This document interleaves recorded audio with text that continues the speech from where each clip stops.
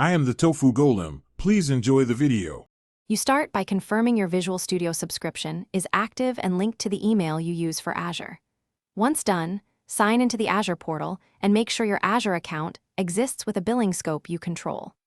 Next, enable Visual Studio subscriber benefits under the subscriptions or cost management area so you can redeem monthly credits and software. This first sequence lets you access free credits, licenses, and resource permissions without delays. Now you redeem benefits and provision resources. You go to Subscriptions, select the linked subscription, and apply your Visual Studio benefit to claim the monthly credit.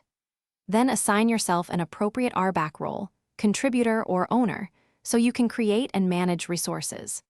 After that, create a resource group and provision an VM or app service, choosing sizes that fit your credit limits. Make sure to tag resources and set spending alerts to avoid finish by auditing quotas, limits, and cost alerts.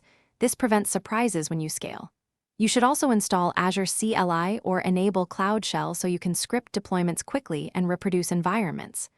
Once your resources are running, link Visual Studio IDE to your Azure subscription for seamless publishing and debugging. If a benefit fails to appear, clear browser cache, re-sign in, and check the subscription's blade.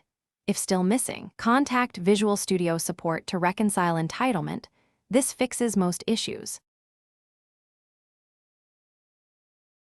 Thanks for watching. Consider subscribing if we helped you today.